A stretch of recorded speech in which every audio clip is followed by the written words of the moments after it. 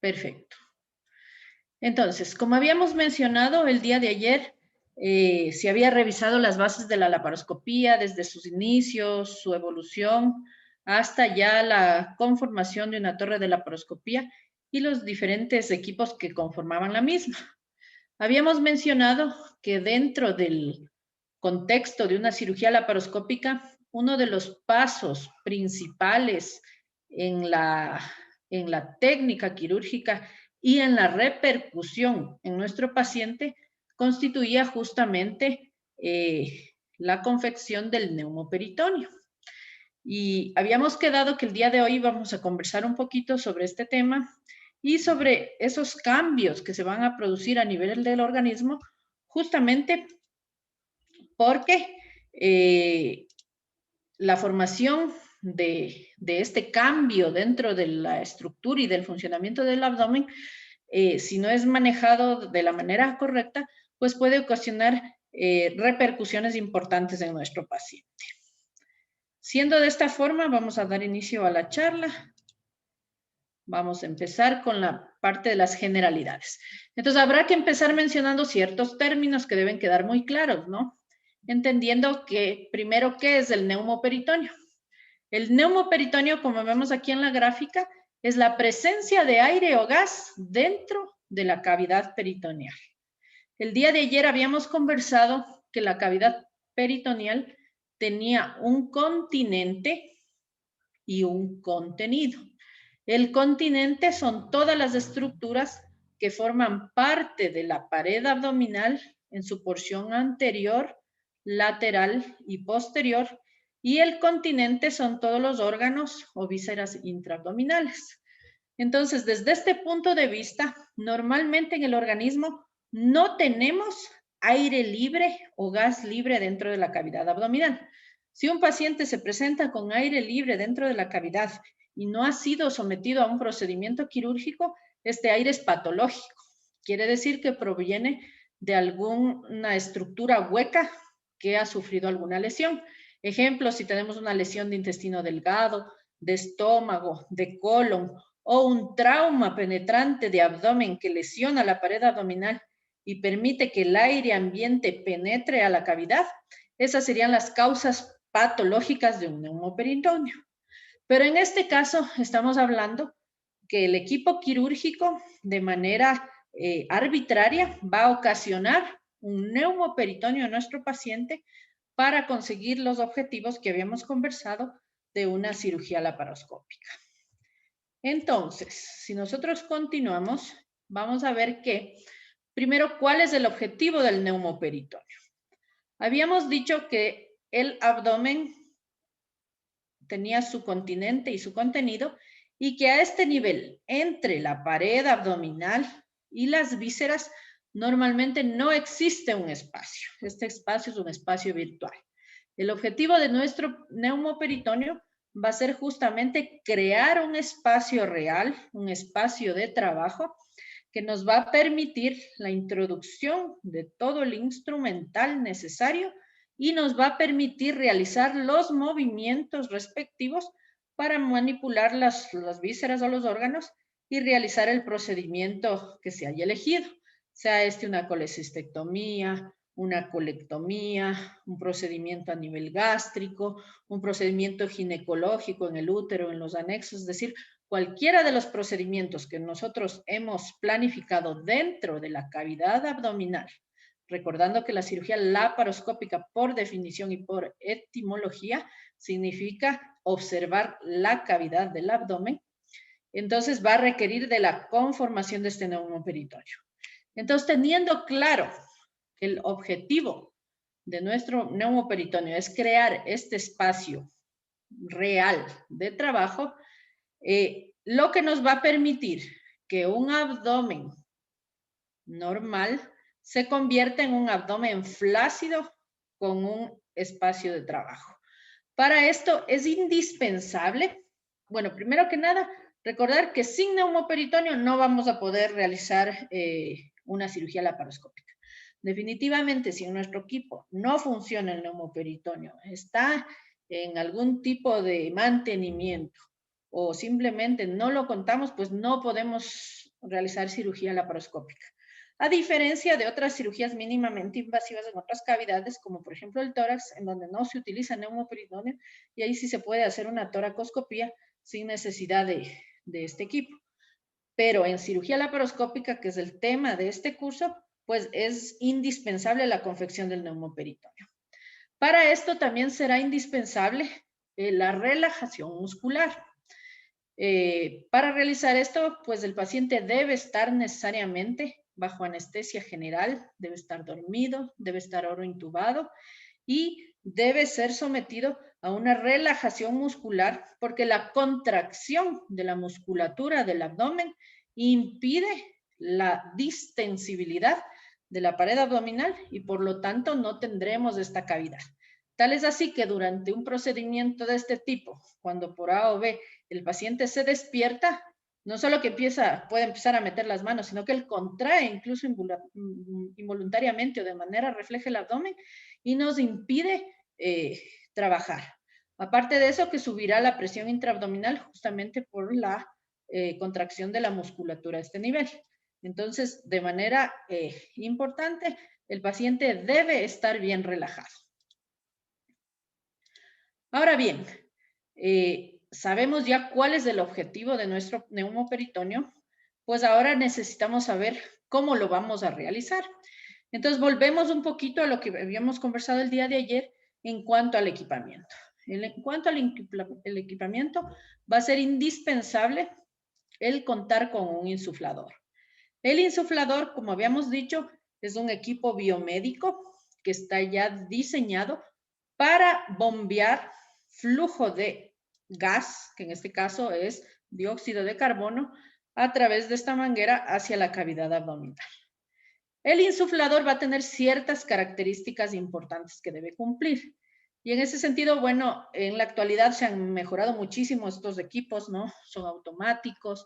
Ahora incluso el gas ya puede salir humidificado, puede salir el aire ya no frío, sino con cierto grado de calor también, para tratar de ser lo menos agresivo a la fisiología de nuestro paciente. En ese sentido, este insuflador puede ser de varias medidas de litros. Tenemos insufladores de 20 litros, de 30 litros, incluso de 40 litros. Mientras más gordito o más masa corporal tenga el paciente, probablemente va a requerir un insuflador de mayor cantidad de litros. Tal es así que para una cirugía bariátrica, pues probablemente requiramos un insuflador de 30 o de 40 litros que nos abastezca el suficiente flujo para mantener una presión adecuada dentro del abdomen. Estos insufladores son automáticos de tal forma que nosotros ya podemos prefijar los límites para que no sobrepasen los niveles permisibles para el organismo de nuestro paciente. Entonces, si miramos un poquito más de cerca a nuestro insuflador, hemos cogido de ejemplo este que es bastante gráfico en sus componentes y vamos a ver que tiene ciertas partes específicas. Como todo equipo, pues tendrá su botoncito de encendido y apagado y vamos a tener ciertas mediciones. Como ustedes ven aquí en el lado izquierdo con el gráfico de un tanque, vamos a tener la medida del CO2, ¿sí? Recordemos que para realizar la cirugía laparoscópica necesitamos contar con una cantidad de flujo adecuado. Aquí lo vemos prendido. Entonces, aquí nos va a decir qué nivel de CO2 tenemos. Si nosotros utilizamos un tanque, pues si el tanque está lleno, esta lucecita verde que vemos aquí estará en el tope de arriba. Si el tanque está ya por vaciarse, esta luz verde estará acá abajo, incluso será una luz roja. Entonces nosotros, el momento de montar el quirófano, de preparar el quirófano para la cirugía, tenemos que percatarnos de estos detalles. Porque si empezamos un procedimiento laparoscópico y no contamos con el gas suficiente para culminar el procedimiento, estaremos en apuros en media cirugía. Entonces, esto es lo primerito que haremos, incluso antes de que empiece el procedimiento quirúrgico. Prenderemos el insuflador y veremos los niveles de CO2. Obviamente, si tenemos gas centralizado, estos niveles se mantendrán siempre altos y pues no tendremos esta preocupación. Entonces, primer detalle, prender el equipo y revisar los niveles de CO2. Segundo detalle, ustedes ven aquí en el segundo casillero la palabra presión, ¿no es cierto? Entonces vamos a hablar de la presión intraabdominal. La presión intraabdominal normal no supera los 5 a 7 milímetros de mercurio. Es decir, un paciente con un abdomen no patológico, un paciente joven como nosotros, o en general un paciente de edad adulta, pues no va a tener una presión superior a los 7 milímetros de mercurio. Eso es lo normal, porque recordemos que todas las estructuras, sobre todo vasculares dentro del abdomen, mantienen presiones estables. Tal es así que, por ejemplo, la vena cava inferior más o menos maneja unas presiones de 5 milímetros de mercurio. La vena porta probablemente alcance los 10 milímetros de mercurio, o puede incluso ser un poco menos, entre 5 a 10. Entonces, la importancia de monitorizar esta presión intraabdominal es relevante porque si nosotros desconocemos lo que vamos a conocer en esta clase, pues podemos subir estos niveles de manera arbitraria y vamos a tener serias repercusiones en el organismo de nuestro paciente. Ya durante mucho tiempo se han realizado estudios y se ha establecido que la presión permisible, es decir, la presión que puede soportar un paciente adulto estándar, es más o menos entre 12 a 15 milímetros de mercurio. Entonces, aquí nosotros, ven aquí la flechita que se encuentra aquí abajo con esta persona acostada, entonces aquí nosotros podemos regular y nosotros fijamos el límite. Podemos poner 12, 13, 14, 15, o si tenemos pacientes pediátricos, probablemente no pongamos una presión más allá de los 8 milímetros de mercurio. Entonces ya nosotros prefijamos qué presión vamos a tener. Entonces, generalmente cuando se prende el insuflador, las personas que están a cargo de apoyarnos en el quirófano nos saben preguntar, doctora, ¿qué presión y qué flujo le pongo? Y es importante saber cuáles son los límites permisibles, ¿no? Porque yo le puedo decir, póngale 20 aquí y póngale 10 acá, pero probablemente ese desconocimiento mío acarree una complicación seria para el paciente. Entonces, como todos trabajamos en equipo, pues ahora sabemos que la presión de aquí nunca debe sobrepasar los 15 milímetros de mercurio. ¿Cuándo podemos tener que este valor se eleve? Por ejemplo, cuando nosotros introducimos la aguja de Verres y aún no estamos en la cavidad abdominal, es decir, la aguja está en contacto con la fascia muscular, con el músculo, con tejidos que son resistentes, pues la presión va a ser alta, porque justamente no estamos en la cavidad en donde se va a producir esta expansión del gas y el nivel de la presión va a bajar a cero cuando nosotros recién introduzcamos el trocar e iniciemos el neumoperitoneo. O, por ejemplo, si el paciente no está bien relajado y él empieza a pujar, este valor se va a elevar, probablemente nos pite 16, 18, y sin embargo nosotros vemos que no estamos con un neumoperitoneo adecuado, es porque el paciente está pujando.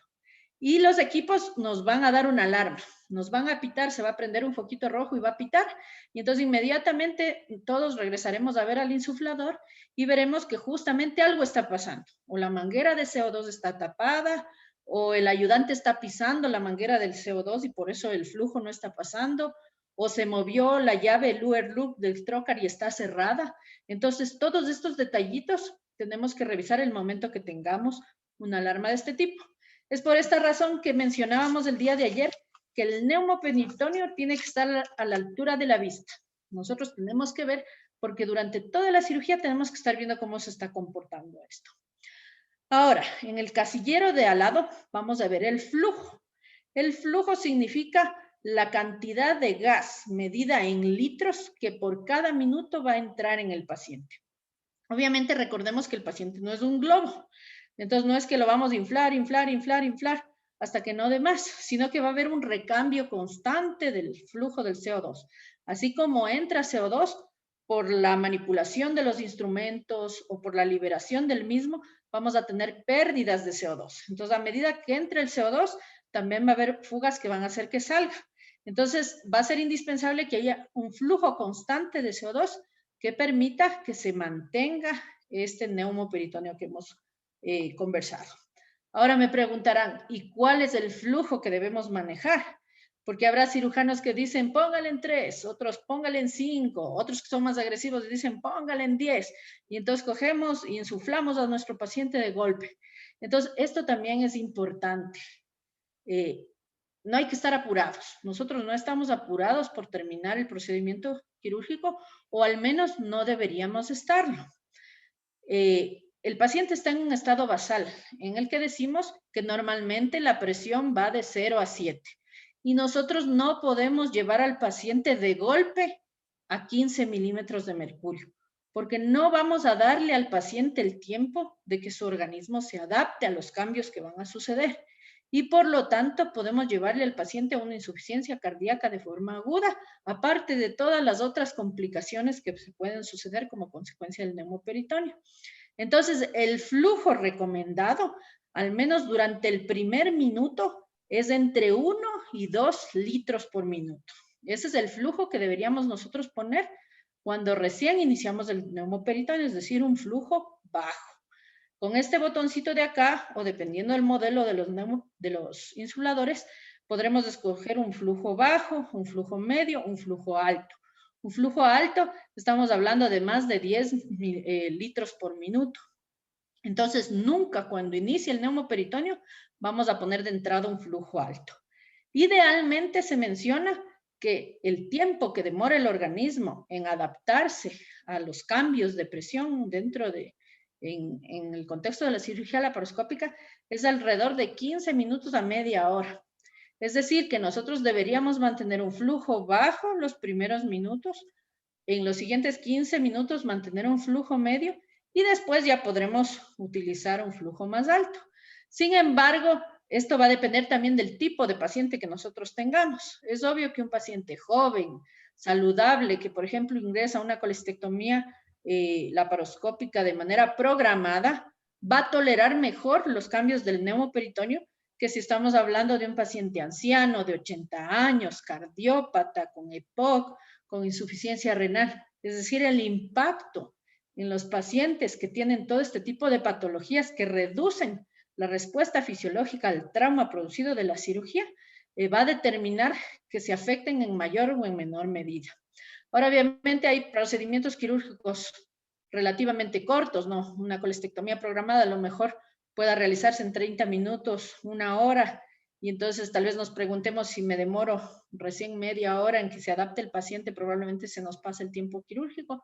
Pues tenemos que evaluar a nuestro paciente antes de operarle. Ese paciente es sometido en chequeo anestésico también, y más o menos ya sabemos con qué tipo de paciente trabajamos. Pero como digo, idealmente, al menos el primer minuto, yo diría que incluso los 5 primeros minutos, utilizaremos un flujo bajo. Hasta eso nuestro paciente se adapta a los cambios fisiológicos y posteriormente podremos elevar el flujo.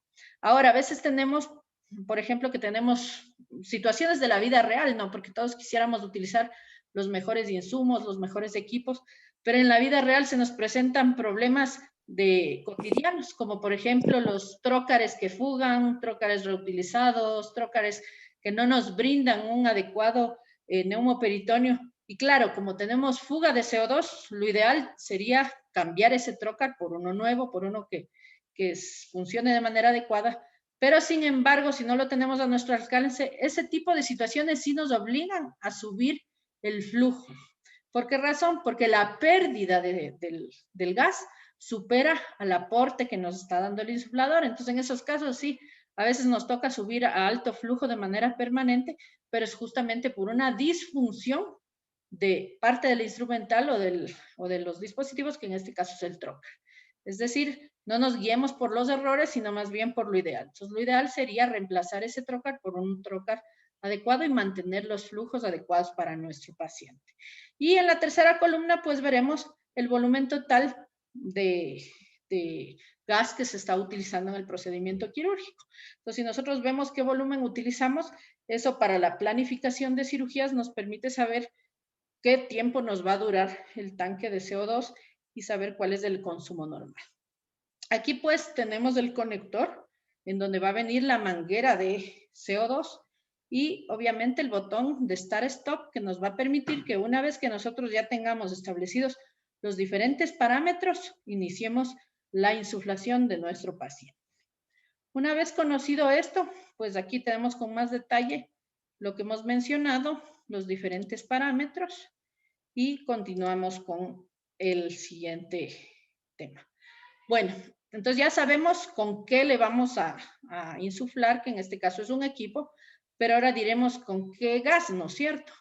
Entonces, está estandarizado, como habíamos mencionado también, que el gas que se utiliza en la actualidad es el CO2.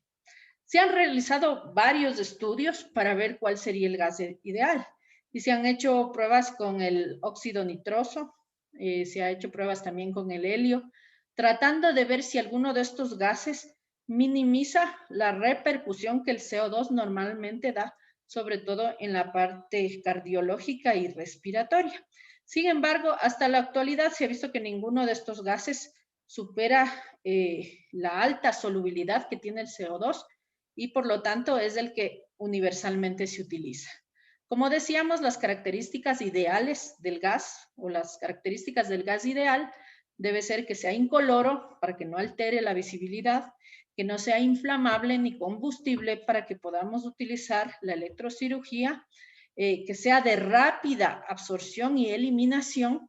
Entonces, hasta la actualidad, el gas que cumple con todas estas características sigue siendo el CO2 y es por eso que es el gas que lo utilizamos, con las consideraciones que hemos conversado. Ahora, ¿cómo vamos a realizar el inicio del flujo del CO2 desde el insuflador hasta el abdomen de nuestro paciente? Entonces, aquí, como ustedes conocen, tenemos varios dispositivos, varias técnicas. La primera técnica descrita y la estandarizada que se utiliza hasta el día de hoy es la técnica con la aguja de Verres. Tenemos también la técnica a través del trocar de Jason o también la técnica en la que se introduce directamente el trocar. Cualquiera de estas técnicas tiene sus riesgos de complicaciones, sea de lesión de vasos, perforación de víscera hueca, dentro de las principales. Y ninguna ha mostrado un beneficio sobre la otra. Es decir, podemos utilizar cualquiera de las técnicas, pero bien aplicadas. Una técnica dominada, sea abierta o sea cerrada con aguja, bien aplicada, va a tener el mismo riesgo o la misma seguridad. Entonces, por lo tanto, en este sentido, básicamente dependerá de la preferencia del cirujano. Entonces, como vemos, la aguja de Verres puede ser desechable o puede ser reutilizable. Y se ha visto que el lugar ideal para colocar esta aguja es a nivel del ombligo, justamente porque a este nivel, esta es una visión sagital de un abdomen, ¿no es cierto? Entonces, como ustedes ven, a nivel del ombligo se fusionan las fascias y por lo tanto es menos el espesor que la aguja debe atravesar para llegar a la cavidad abdominal. Como vemos, está pintado aquí en rojo la aorta, porque sí, efectivamente puede ser una de las complicaciones, al menos en pacientes que son delgados, el puncionar este tipo de estructuras vasculares y por lo tanto es una de las razones por las que se recomienda el neumoperitoneo de 15 milímetros de mercurio, porque se ha visto que con ese valor la distancia mínima entre la pared abdominal y el retroperitoneo es de más de 10 centímetros. Entonces, eso nos va a permitir con seguridad ingresar dentro de la cavidad abdominal de nuestros pacientes para iniciar la insuflación. En este sentido, para poder colocar la aguja de Verres, tenemos que realizar una pequeña incisión que de igual forma depende de la preferencia del cirujano. Unos lo hacen supraumbilical, otros infraumbilical y otros transumbilical, pero lo que se recomienda de manera general es que la incisión se haga hacia el lado izquierdo justamente para evitar el ligamento que se ubica a este nivel. Bien, entonces como vemos, esta es la técnica mediante la cual se ingresa para el uso de la aguja de Verres. Ahora tenemos también como conocimiento general el trocar de Jason, que fue diseñado justamente para hacerlo mediante visión directa. El objetivo de esta técnica era disminuir el riesgo asociado a introducir una aguja de manera ciega dentro de la cavidad abdominal. Y para esto se realiza una incisión más amplia, ¿no? Se abren las fascias y se introduce el trocar que está diseñado para este efecto. Es una alternativa también. En la actualidad no se lo utiliza con mucha frecuencia. Lo que sí se utiliza bastante es el realizar la incisión abierta, verificar la permeabilidad de la incisión realizada, palpar incluso de manera digital que haya ausencia de adherencias o de asas de intestino que estén adosadas a la pared abdominal, y posterior a ello se introduce el trocar. Este es un ejemplo de los trócares que también habíamos revisado el día de ayer. En este caso es un trócar metálico, y pues siempre el riesgo es esta punta, ¿no? Esta punta cortante. Por lo tanto, se recomienda que en la técnica abierta pues ya no sea necesaria la colocación del punzón, sino que ya ingresamos directamente el trócar en la cavidad abdominal. Hay otra técnica también que se puede utilizar, que es ya conectar directamente la manguera de CO2, realizar la incisión que hicimos en el ombligo e ingresar directamente con el trocar hacia la cavidad abdominal. Como recordamos, al estar conectado la manguera de CO2 al trocar, nos va a dar una medida de la presión abdominal. Entonces, justamente este cambio de la presión es el que nos va a determinar el ingreso a la cavidad. Cuando nosotros empezamos el ingreso, tendremos presiones altas porque estamos en la pared, y una vez que ingresemos el trocar a la cavidad, vamos a ver que la presión baja de manera súbita y posteriormente empieza a subir. Es otra de las alternativas que están descritas, sin embargo, no es la de mi elección personal en todo caso. De igual forma, los trócares que se utilizan. Bueno, ya sabemos cómo vamos a insuflar y con qué vamos a insuflar. El siguiente tema que vamos a revisar es justamente qué es lo que va a pasar. Les he puesto este pequeño gráfico justamente para recordar que cuando nosotros iniciamos el neumoperitoneo, no vamos a inflar un globo. Es decir, no es inocua la insuflación de CO2 dentro de la cavidad abdominal, tanto por la presencia del CO2 mismo como por la gran distensibilidad y el aumento de la presión intraabdominal que se genera. Por lo tanto, esto no puede ser realizado de manera indiscriminada porque podemos tener complicaciones serias, sobre todo si son pacientes que fisiológicamente están afectados en cualquiera de sus organismos. Entonces, dentro de este contexto, vamos a revisar cuáles son las repercusiones fisiológicas del neumoperitoneo. Es decir, todo paciente, sea joven, anciano, que sea sometido a un neumoperitoneo, va a sufrir en mayor o en menor medida estas repercusiones, pero con el apoyo de anestesiología, conjuntamente con el manejo responsable del neumoperitoneo, estos cambios fisiológicos se van a manejar de adecuada forma para evitar una repercusión irreversible en nuestro paciente. Entonces, como habíamos mencionado, vamos a realizar la insuflación con este gas inerte que es el CO2. Y en este contexto, vamos a ver que dentro del organismo, ¿qué nomás se va a afectar, no? Porque no es solo el efecto de masa, es decir, el efecto de compresión de la presión intraabdominal o el efecto de absorción del CO2, sino que va un poquito más allá. Entonces, vamos a ver que vamos a tener repercusiones a nivel cerebral, repercusiones pulmonares y respiratorias, repercusiones cardíacas, repercusiones en la función hepática, repercusiones en la función renal, en la función intestinal o esplácnica, y también a nivel de los vasos y en el retorno venoso, dentro de las principales que están descritas.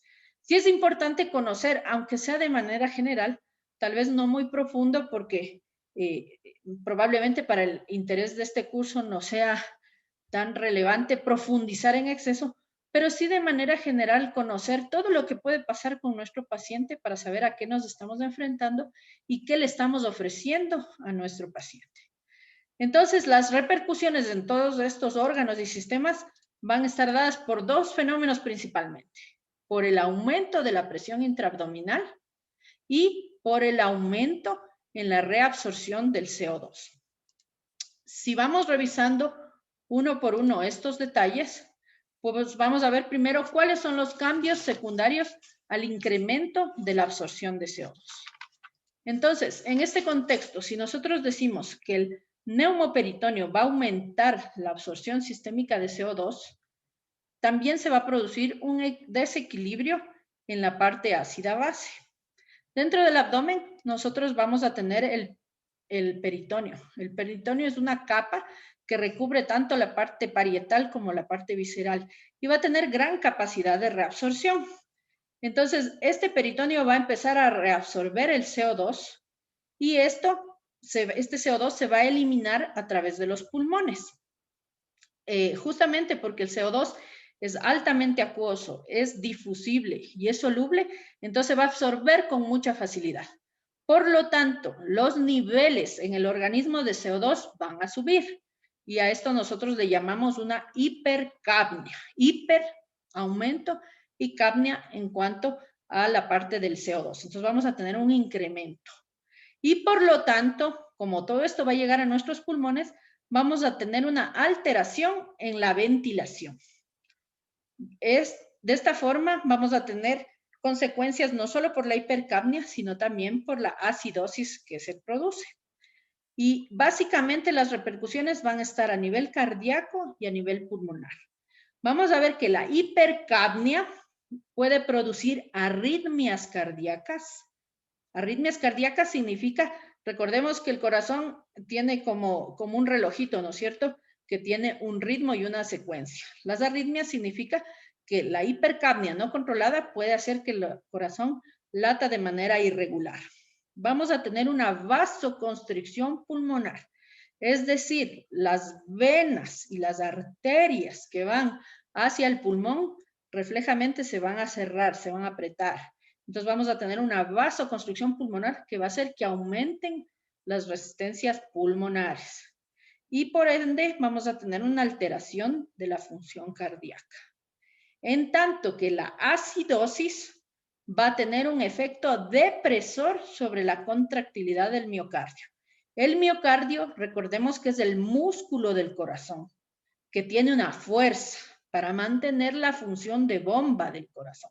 Entonces, si hay un efecto depresor, quiere decir que el corazón ya no puede latir con la misma fuerza que lo hace de manera fisiológica. Obviamente, todos estos cambios probablemente en la mayoría de los pacientes sean muy poco susceptibles, no sean mínimos, pero esto se debe a que en la parte anestésica, justamente, tanto con las drogas como con la manipulación de los parámetros ventilatorios, es el anestesiólogo el que está manejando toda esta parte para evitar que esta hipercapnia y esta acidosis rebalse los niveles permisibles y ocasione un problema en nuestro paciente. Entonces, para prevenir esto, obviamente el paciente debe estar adecuadamente monitorizado, tanto en su parte cardiológica como con los parámetros de medición en la parte ventilatoria, sin que esto repercuta de manera importante en nuestros pacientes, ¿sí? El volumen de CO2 que absorbe la cavidad peritoneal más o menos es de 38 a 42 ml por minuto. Es decir, hay una sobrecarga de más del 30% de la carga de CO2 que normalmente maneja un paciente en condiciones fisiológicas. Entonces, como vemos, recordemos, pueden haber arritmias, puede haber hipertensión pulmonar y una depresión miocárdica. Eso en cuanto a los cambios que se producen por aumento en la absorción del CO2, ¿sí? Cuando estas alteraciones se dan y ya son valores considerables, hemos de estar pendientes porque el anestesiólogo probablemente nos va a avisar, por favor, disminuyan el neumoperitoneo, tengo una hipercapnia, hay una absorción de CO2 exagerada, entonces él nos pedirá que liberemos el neumoperitoneo de nuestro paciente. Entonces, de ahí la importancia de no exagerarnos, como decimos, en la insuflación. Ahora bien, eso depende de la reabsorción del CO2, pero vamos a tener también cambios que no están generados por sí solos por el tipo de gas que se absorbe, sino por esa presión que estamos ejerciendo al insuflar el abdomen de nuestros pacientes. Entonces, como vemos aquí, recordemos, PIA significa presión intraabdominal y la presión intraabdominal normal va a ser menor o igual a 5 milímetros de mercurio. Y nosotros, a propósito, durante la cirugía laparoscópica, la vamos a llevar a 15 milímetros de mercurio. Como vemos, al igual que en la reabsorción de CO2, la presión intraabdominal incrementada va a repercutir a nivel cardíaco, a nivel hepático, a nivel ventilatorio y pulmonar, a nivel renal, en el éstasis venosos y en varios órganos adicionales. Entonces, si vamos viendo uno por uno, en cuanto a los cambios hemodinámicos y de la función cardíaca, vamos a ver que se va a alterar la tensión arterial, se va a alterar la frecuencia cardíaca, va a disminuir la salida de sangre desde el corazón, es decir, va a disminuir el índice cardíaco también, va a disminuir en un 30% este índice cardíaco. ¿Qué quiere decir? Que si nosotros tenemos un paciente que ya es cardiópata, que no, me invento, digamos que su índice cardíaco está afectado en un 40%, es decir, tenemos un 60% de funcionamiento normal. Y con el neumoperitoneo nosotros le bajamos un 30% más, es un paciente que le vamos a llevar una falla de bomba. Entonces, por esto es que se debe hacer, es el sentir de realizar un chequeo prequirúrgico antes de someter a un paciente a cualquier tipo de cirugía, ¿no? Valorar los riesgos que él puede tener durante el procedimiento quirúrgico. Entonces, en este sentido, vamos a ver que el neumoperitoneo ocasiona una disminución de la precarga. ¿Qué significa precarga? Si decimos que el corazón es una bomba, quiere decir que hay sangre que le llega y sangre que sale. La sangre, el volumen que le llega, diríamos que es la precarga, es decir, es el volumen o los líquidos que va a manejar para expulsarlos a través de la bomba y enviarlos a la circulación. Y todo lo que está después del corazón es la poscarga, por ejemplo, las resistencias periféricas, ejemplo, la resistencia de los vasos, la presión de los vasos, una hipertensión o una hipertensión va a afectar la poscarga.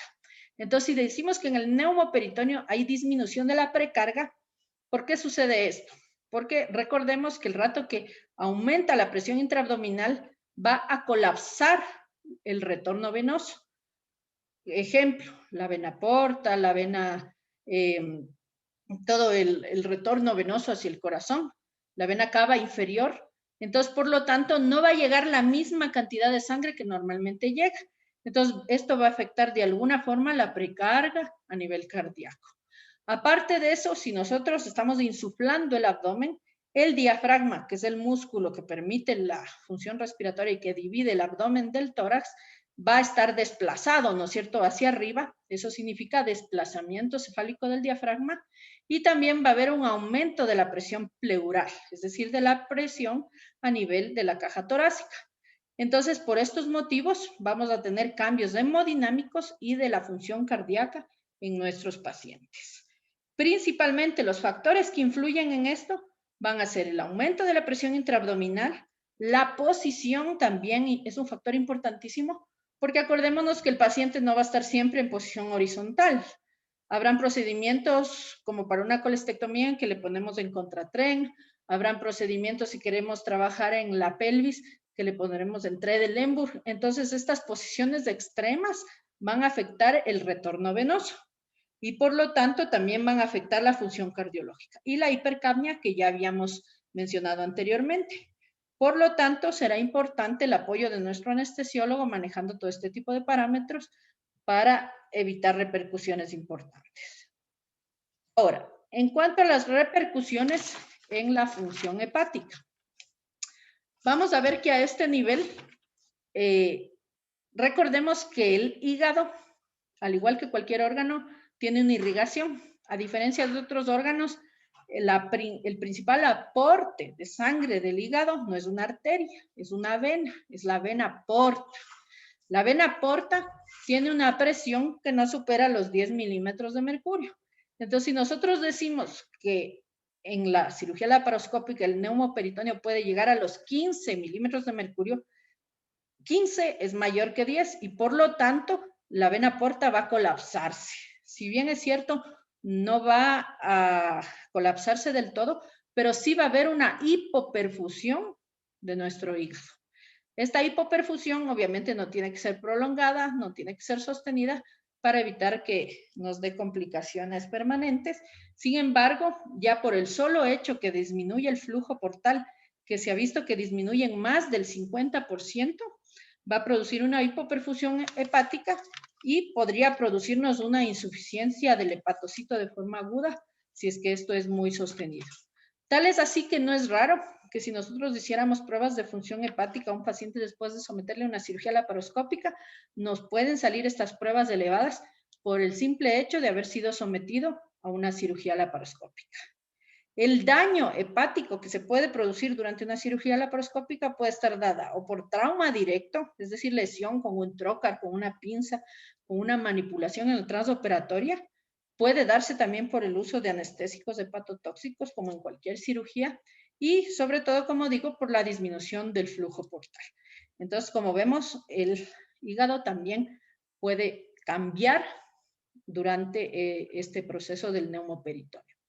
Ahora, en cuanto a la afectación pulmonar, vamos a ver también que va a haber una disminución de la compliance pulmonar. ¿Qué significa compliance pulmonar? Es la capacidad de distensibilidad tanto de los pulmones como de la caja torácica, y por lo tanto, si decimos que el neumoperitoneo está presionando hacia arriba el diafragma, aparte de eso aumentaron las resistencias pulmonares, entonces todo esto va a hacer que haya un aumento de la presión de la vía aérea y por lo tanto que la afectación de la mecánica pulmonar en el transoperatorio se afecte. Obviamente aquí viene también la habilidad del anestesiólogo en manejar la máquina para modificar los parámetros y compensar este tipo de situaciones que se producen durante el transoperatorio. Como vemos, lo que habíamos mencionado. En cuanto a la función renal, es otro tema bastante importante. No es raro que durante una cirugía laparoscópica tengamos una disminución del filtrado glomerular.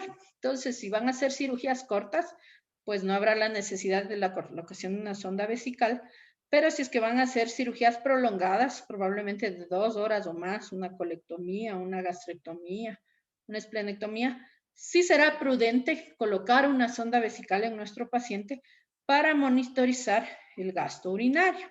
La afectación de nuestro riñón se va a dar justamente por el efecto presor directo. Si nosotros comprimimos con esa presión que está ejerciendo el CO2 dentro del abdomen, que está aumentando la presión tanto de perfusión del riñón como por compresión directa sobre el parénquima del riñón, entonces vamos a ver que va a disminuir el flujo sanguíneo renal, va a disminuir la presión de perfusión renal e incluso hasta en un 60%.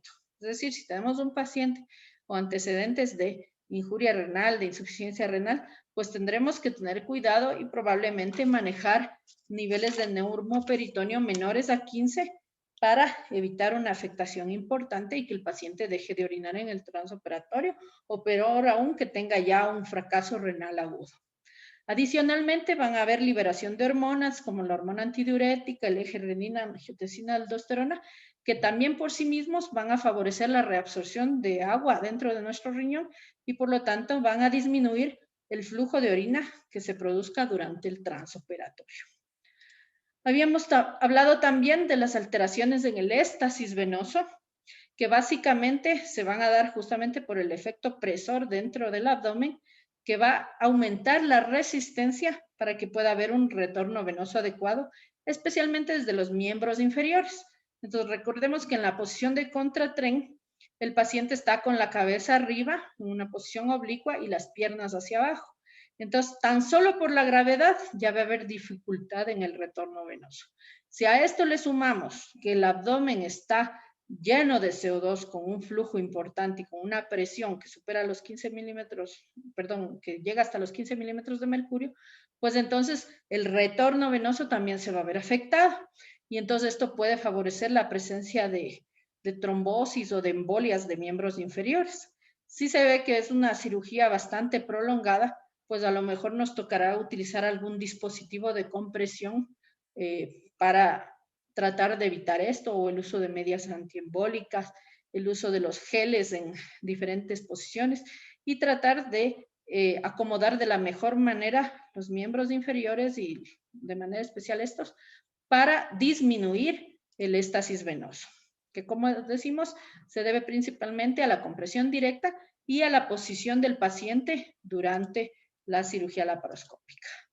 En menor medida vamos a tener cambios en otros sistemas, como por ejemplo en el cerebro, la reabsorción de CO2 y el aumento de la presión intraabdominal puede incrementar la presión intracraneana, o si estamos en un procedimiento pélvico y ponemos al paciente en un tredelémburo extremo, ese retorno venoso disminuido desde el cerebro, pues también nos puede aumentar la presión intracraneana.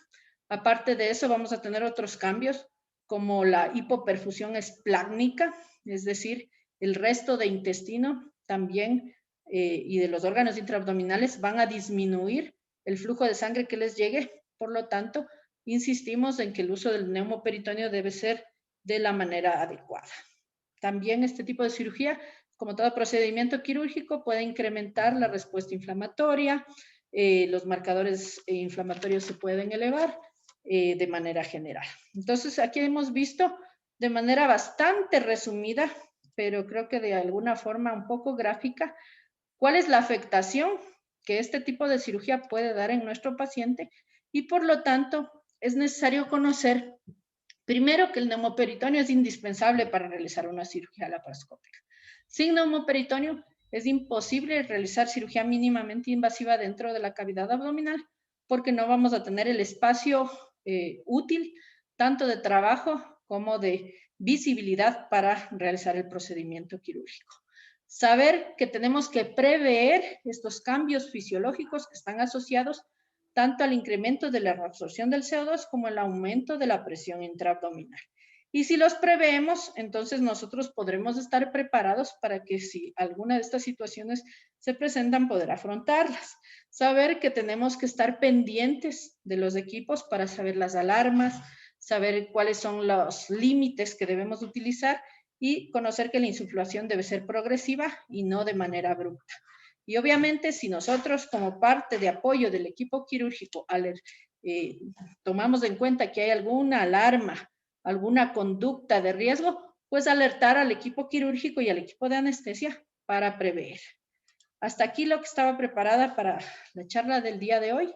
Espero que no haya dejado muchos vacíos. En todo caso, estoy a las órdenes para contestar las preguntas que se hayan generado.